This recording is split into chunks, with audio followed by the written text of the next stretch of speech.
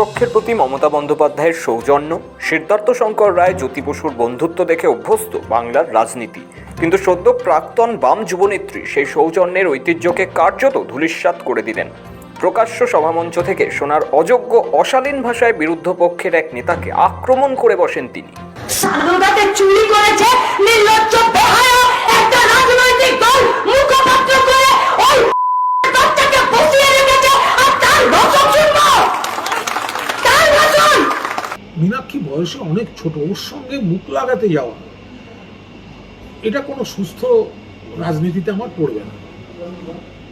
দুই হচ্ছে, আমি কোনো শ্যাওড়া গাছের শাঁকচুন্নির কথার উত্তর দিতেই বা যাবো। অনেক দিন ধরে ব্যর্থ, অনেকবার ভোটে হেরে ব্যর্থ, নিজের পাড়ায় দলকে জেতাতে পারে না, নিজের বুথে দলকে জেতাতে পারে না, ব্যর্থ অপদার্থ, মুখে ন মারিনং জগৎ, শূন্য পার্টির একজন, এটা মানায় না, এই ভাষাটা প্রকাশ্যে যায় না। অতীতে অনিল বিশ্বাস, সুভাষ চক্রবর্তী, অনিল বসুরা মমতা বন্দ্যোপাধ্যায়কে নানাভাবে অশালীন মন্তব্যে বিঁধেছেন। সেই ধারা সিপিআইএমে আজও যে বজায় রয়েছে, কার্যত তা প্রমাণ করে দিলেন মীনাক্ষী। শনিবার কালীগঞ্জে এক সভায় দাঁড়িয়ে বাম নেত্রী মীনাক্ষী মুখোপাধ্যায় ঠিক এই ভাষাতেই কুণাল ঘোষকে আক্রমণ শানান। মীনাক্ষীর নিশানায় ছিলেন শাসক দলের এক প্রথম সারির নেতা।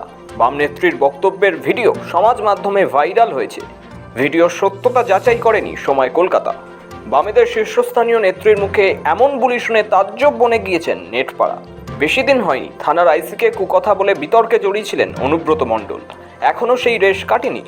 শাসক দলের নেতাদের এই আচরণকে হাতিয়ার করে আক্রমণ শানিয়েছে সিপিএম। কিন্তু এরই মধ্যে তৃণমূলের কুণাল ঘোষের উদ্দেশ্যে কুমন্তব্য করে দলের অস্বস্তি বাড়ালেন বাম নেত্রী মীনাক্ষী মুখোপাধ্যায়। সেই ভিডিওটি আবার শেয়ার করেছেন তৃণমূলের যুবনেতা দেবাংশু ভট্টাচার্য। ভিডিওতে দেখা যাচ্ছে কালীগঞ্জে বোমার আঘাতে নিহত ছাত্রীর একটি স্মরণ সভায় বক্তব্য রাখছেন মীনাক্ষী মুখোপাধ্যায়, যেখানে তিনি শাসক দলকে আক্রমণ শানাতে গিয়ে কুণাল ঘোষের বিরুদ্ধে কুমন্তব্য করে বসেন। স্বাধীনতাকে চুরি করেছে নির্লজ্জ বেহায়া একটা রাজনৈতিক দল মুখপাত্র করে ওই বাচ্চাকে বসিয়ে রেখেছে আর তার ভাষণ শুনবো, তার ভাষণ।